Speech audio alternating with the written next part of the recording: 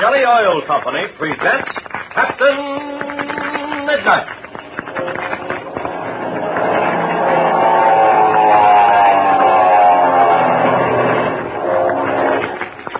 Captain Midnight, brought to you every day, Monday through Friday, at this same time, by the Skelly Oil Company, Skelly Jobbers and Dealers. The Skelly Oil Company, you know, was the originator of tailor-made gasoline. Gasoline that's weather-right for your car. But wait, you know, I've just made a very interesting discovery. Now, as you know, I get quite a few letters from new Flight Patrol members from all parts of the United States. I even get pictures of you, too. Now, my discovery has to do with those pictures. I have 3 snapshots here that came in the mail today, and they're from 3 different states. Let's see, one's from Texas, one's from Missouri, and the other one's from way up in northern Wisconsin. Now, these pictures of Flight Patrol members were all taken about the same time. But you should see how much difference there is in the clothes they're wearing. The boy from Texas is in his shirt sleeves. The lad from Missouri has on a sweater. And our northern Wisconsin Flight Patrol member is wearing a heavy winter overcoat. Now, why is that? Well, you know the answer, of course. It's because of the difference in the weather in the different parts of this big country of ours. We need clothes to fit our own particular kind of weather. And that brings up this very interesting point. We need gasoline to fit our weather, too. We want gasoline that's tailor-made for our kind of climate. We want gasoline that's weather-right. For quick starting, for pep and power and mileage, each part of the country should have gasoline to match its own weather. And, boy, that's where tailor-made Skelly Aeromax comes in. Because Skelly Aeromax is the original tailor-made gasoline. It's weather-right for your car because it's scientifically tailor-made for the general weather conditions that prevail in each area where it's sold. So, why don't you tell your dad that if he wants top performance out of the family car, he ought to use genuine tailor-made Skelly Aeromax. Gasoline that's weather-right for your car. And remember this, too. It's time to change over to winter oil. Tell Dad to try free-flowing Skelly Tagoline.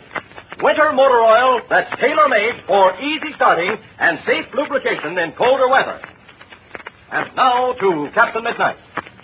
Ivan Shark and his men are away from their headquarters in an attempt to capture Captain Midnight's party near the extinct volcano. While they are absent on their expedition, Captain Midnight and Chuck Ramsey boldly landed on Ivan Shark's flying field and helped themselves to much-needed gasoline and oil. Their tanks replenished, they suddenly see a man peering over a nearby wall. Cautiously racing to the wall, they look over and see a beautiful girl near a summer house. But suddenly, the man notices them, turns and races for their ship, whose engine is already idling, and leaving the wall, Captain Midnight and Chuck pursue him. Listen as Captain Midnight shouts, "Quick, Chuck, quick! Head him off! We've got to stop him before he gets to our plane!" Okay, Red. You'll get him. Halt! Halt or we'll shoot! He'll do something to our plane, Red. We can help it. Halt, you! Halt! He's not stopping, Red. He's got a gun out. He'll put a hole in that gas tank. I'll put a bullet over his head. Maybe that'll stop him. You did all right. Drop that gun and put up your hands. He dropped the gun. I'll get it. All right, that's the stuff, Chuck. Now then, I'll question him. You keep a lookout while I do it. All right, come here, you. Why were you running to this ship? We run to the motor. There you go. No, so you were going to show off a motor wheel. Well, what for? Plane belong here. You mean it used to? You work for Ivan Shark, don't you? You like the Ivan Shark? Yes. I'd like to see him very much. Ivan Shark, they fully misvisit Captain Midnight. Gosh, Red, he knows that. That's all right, Chuck. It's quite evident he knows who I am. Yes, we know very well. I'm sorry not to find Ivan Shark at home. When will he be back? I'll say not now. I think Ivan Shark pay you a visit now. Uh-oh. You were right, Red. You think Ivan Shark will be here very soon? No can say. Perhaps you wish come in, wait for him? No, thanks. Oh, look, Red. Look to the west. Black planes. Then they're heading this way. Quick, Chuck. Jump into the rear cockpit. Hurry. I'm afraid they'll be here before we can get in the air. This time, Tiger has become giraffe. If you mean that I've stuck my neck out too far, well, we'll see about that. Now, listen, you. No funny business. We'll have you covered until we're in the air. One false move and we'll shoot. Quick, Red. We're all set. Okay, clean out that engine while I climb into the front cockpit. Okay. All right. That's enough, Chuck. I'll take over. Release the brakes and we'll be in the air. Keep your gun on that fellow on the ground. Okay, Red. Take over. Right. Watch it now. I'm going to jump her into the air. Okay, Red.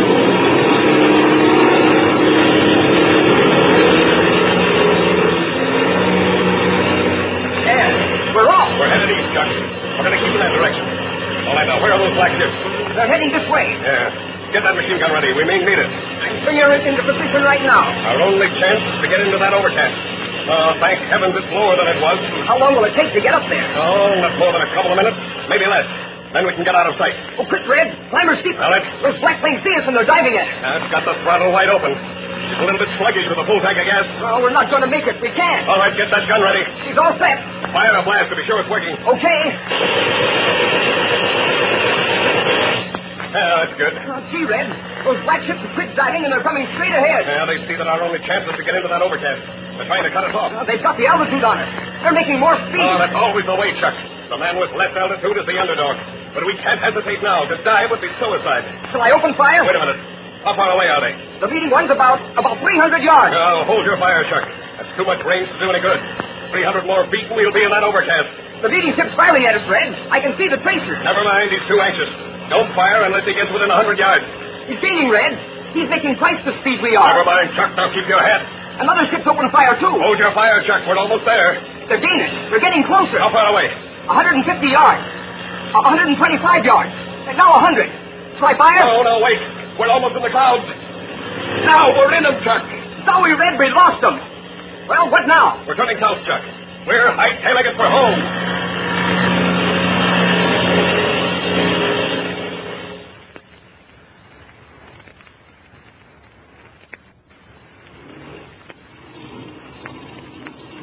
Cricket, Red. What a trip that was. You hit this place right on the nose. Yes, we came out of that overcast just when I figured. But watch it now. We're hitting that soft spot on the lake bed. I'm going to taxi real fast. Okay, go ahead. By getting up a little speed, the wings will take some of the weight off the wheel. That's using the old... There, we're across it. Quick, Red.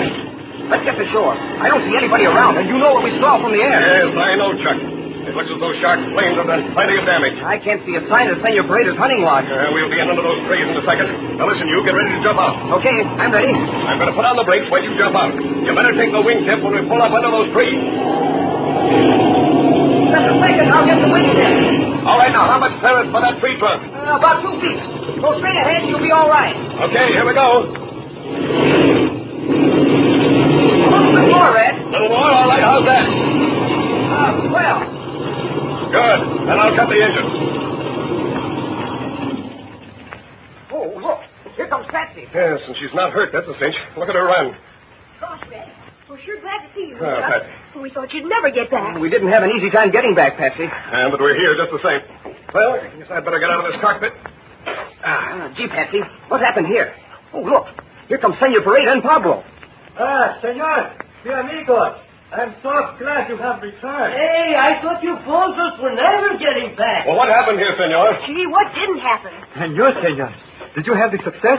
Did you get the gasoline? Gosh, yes. Tell us about yourselves. Oh, boy, what a time we had. Oh, but I'll let Red tell you about it. See me, Capitan. We listen to you. Well, we flew to the east, then to the north, and came out over that ridge which lies between your hacienda, senor, and the next valley where your herds of cattle are grazing. So, you see the cattle? They are still there? Yes, they're still there. And you see my hacienda?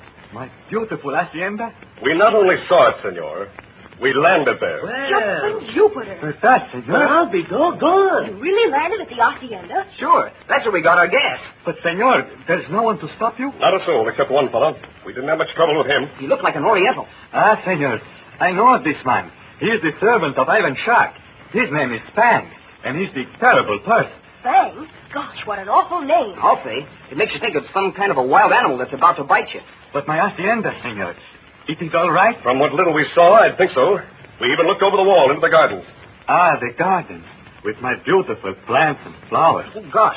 That reminds me. We saw a girl there. You saw a girl? But, senor, how old was she? What did she look like? Gee, Senor Paredes, I'd say she was about 18 or 20, and she was very beautiful. Dolores, that must be my beautiful daughter. Yes, that must be. Then she is alive. Ah, senors, this is indeed the good news you bring me. Now I can live. Now I will fight this Ivan Shark. You told us about your daughter Dolores, Senor, but it didn't occur to me. I thought this girl was Ivan Shark's daughter, whose name is Fury. Yeah, that's what I thought, too. But now that I remember, she didn't look like Fury. And anyway, Fury is older than that. This is such good news, senor. You will excuse me. I'm overcome with the glad tidings you have brought. Certainly, senor. Well, I think I'll go to the outpost and see how Pinky and Slim are getting along. I have something I would like to show Chuck and Patsy. All right, Pablo. But you three had better stay close around now. Oh, we will not go far, senor. Okay, and I'll see you all later. Gosh, Pebbles, what is this you want to show us? Why, it is the secret, Patsy. Something you have heard, but perhaps you have never seen. Come this way with me. Okay, let's go. You've sure got me interested. I'll bet it's some new kind of Mexican food. Oh, no, Patsy. You did not hit the nail on the head this time. Is it something you only have down here in Mexico? That's right, Chuck. It is something we have only in Mexico. Gee, I can hardly wait. Where is it? I have it hidden behind this tree ahead of us. In a minute, I will show it to you. Oh, where'd you get it? I got them from an old Indian who worked for my uncle. He come to me and he say, "Listen to me, Pablo. I have something for you to show your little Americano amigos." And then he give them to me. Gosh, what in the world could it be? He said them instead of it, so there must be several. That is right, Chuck. There are several. Yes, there are a great number. And when you see them, it will knock you for the loop. Listen to that, Chuck. Gosh, I sure like to listen to Pebbles talk. He knows American as well as we do. Well, it is very good of you to say that, Patsy. I wish to speak Americano very good. Well, you won't have any trouble being understood. Well, we are almost there. Gee, I don't see anything. Neither do I. Well, just the same, they are here. Now, my amigos, you will listen, and you will listen carefully. Listen to what? You must be quiet. Oh, listen, Patsy. I do hear something. That's right. I can hear something, too. Quiet, my amigos. Listen. There. It comes from that tin plate resting on the crotch of that branch. I see it. Almost over our heads. See, lift your heads higher and listen, and then I will show you the great surprise.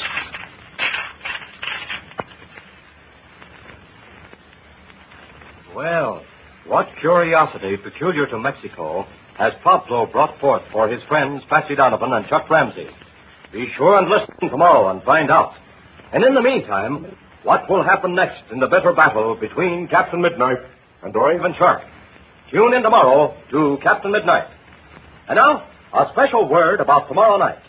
For some time, I've been sort of hinting that we had some big news up our sleeve about a wonderful new free gift for Flight Patrol members.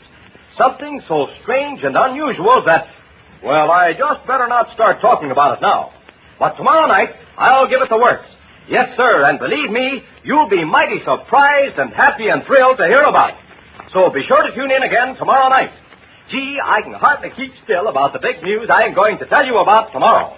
And meantime, if you're not yet a member of the new 1940 Flight Patrol, see your Skelly Man about it tonight. Because this big surprise gift is going to be for members only. So join up tonight at your Skelly service station. It doesn't cost a penny. Now, don't forget to tune in again tomorrow, same time, same station, for further transcribed adventures of Captain Midnight. Brought to you by the Skelly Oil Company, Skelly Jobbers and Dealers. Until tomorrow, this is Don Gordon, your Skelly Man, saying goodbye and happy landing!